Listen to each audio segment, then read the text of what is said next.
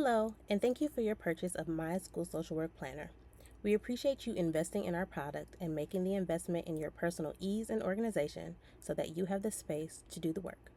Today, I'm going to do a brief walkthrough with you on what is involved in this planner and how it can be useful to you. And by doing this, I'm going to use a case study student. On our landing page, you can see all the different tabs that we have available to you. And if you click on any of these hyperlinks, they will take you to the appropriate page. Or you can navigate this planner by using the tabs at the bottom as you would any other Google Doc, Google Sheet type situation. Starting with our caseload, I do have a couple practice kids here so that you can see how the other pages in the sheet auto-populate. But let's go through one student together. I left a column for school name because I know some of us have to work in multiple buildings, so knowing who is where at a glance can be very beneficial to you. I'm going to leave that blank for this particular student because it's not needed for this demonstration. We're going to do a case study on little Johnny, right? So we're going to say that he is an EI student. There's a drop down available for you to select the eligibility of the student. And once you select a specific eligibility, it will auto highlight so that you can see same kids in a similar color to kind of grab your eye to see who you're working with. We're going to say that this student needs to be seen 4 times a month for 40 minutes. We're going to pretend that this is a 4th grade student and that his teacher's last name is Smith. This is going to be customizable later in the document, so that's why I'm putting him different than the examples above. Resource teacher, I'm leaving blank for now, but these are important dates for the year, have a little trick to them. So let's say that this kid's IEP is going to be due on 8/1/24, right? Once I push enter, it's going to change colors. The red color lets us know that this IEP is due in 30 days or less. If we are between 30 and 60 days for this kid being due, so let's change him to September, he's going to be orange. If he is anywhere from 60 to 90 days due, let's put him in October, he's going to be yellow. So these indicators let you know every time you open this document what's going on, what's coming due, so you can plan accordingly without having to think through it too much. So to put it in a little perspective, I'm going to make his 3-year due just a month earlier so you can see it side by side, and say that he has a BIP due 1 month earlier than that. Okay, so now we have filled out just about everything we need to know for this kiddo. These quick goals are for your personal reference, so if you want to put little things about your students and their IEP goals here for your ease, you can do that, but these don't generate anywhere else in the document. This is just for your personal use. Take a look at the weekly schedule page. So on the first page with our caseload, we added in all our kiddos. On this page, we can start organizing how we want to see our students for the week, whether that be in groups or as individuals. Since we already have our kids uploaded, we can either click on an arrow to add a student to the tile, or we can start typing their name and they'll pop up because we added them to that first sheet in the caseload. Additionally, there's color coding going on here, so now you can see kids a little bit more clearly when they're close together because there's alternating shades of the same color in each row, and then going down there's a different color. So say for instance we needed to have a whole big group during our 3rd hour. When we get to 4th hour, we can make it easy for ourselves and skip a line, but even if we don't have room to do so, this is going to be a slightly different color so that we see some differentiation. Again, every time you add a kid on that caseload page, they're going to pop up here in every other sheet in this document. So now we'll take a look at our monthly service tracker.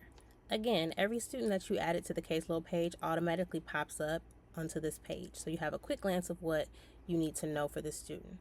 If you're anything like me, we always have to pivot as social workers, right? So sometimes it gets a little hazy if we've seen enough kids or if we need to go back, etc. So what this does is, as I'm going back through my notes, I can check off if I saw them the first week of the month, the second week, etc. And then I have this, again, additional visual to let me know if I'm good on that kid or not, and a little progress bar to let me know where I am. In some districts, such as the one I work in, if we attempted to see a student, even if they were absent, we don't have to go back. So that's an instance where I'll put another check and then I get a full bar.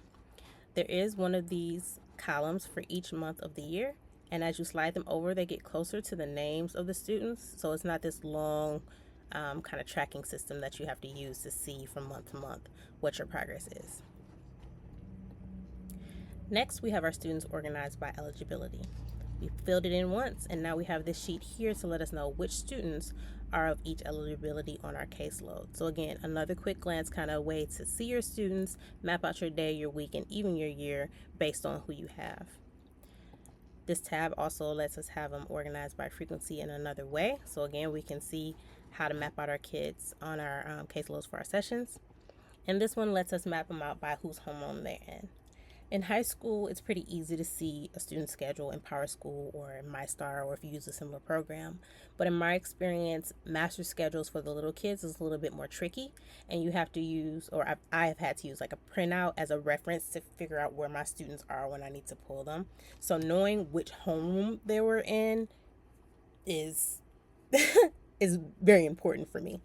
So instead of having to go into PowerSchool, figure that out, cross-reference different schedules, yada, yada, yada, I use this system here where I just had everybody's homeroom teacher's name tied to their name, and then I can reference them that way.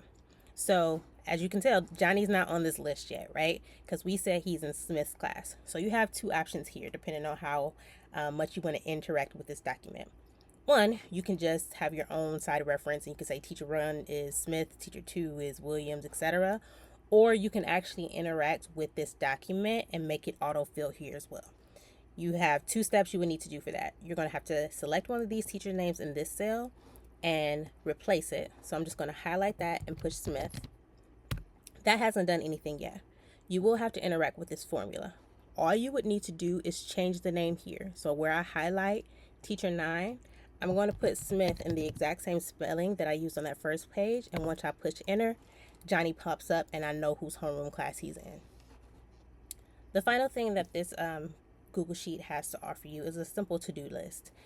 One more way to stay organized, see countdowns, things like that. So let's say we saw Johnny's IEP was coming up 8-1, right? So I'm going to put Johnny's IEP on my little to-do list. We said it was doing 8-1. And once I push enter, it automatically lets me know how many days left. If I want to highlight stuff for myself, I can color code it. This is pretty urgent. I have about 2 weeks to do everything I need to do. And then once it's done, I can check it off my list. It fades to gray and it crosses out, so I know that I'm done.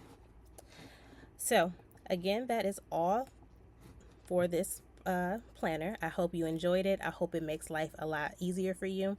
It does take some time to put your caseload in one spot, but once you do, this is a quick reference that you can use in multiple ways throughout the year. So you don't have to hold so many kids in your head, hold so many places and eligibilities. You have a quick reference so you can plan out what you need to plan and be able to do your sessions. I hope you enjoy it, and thank you again.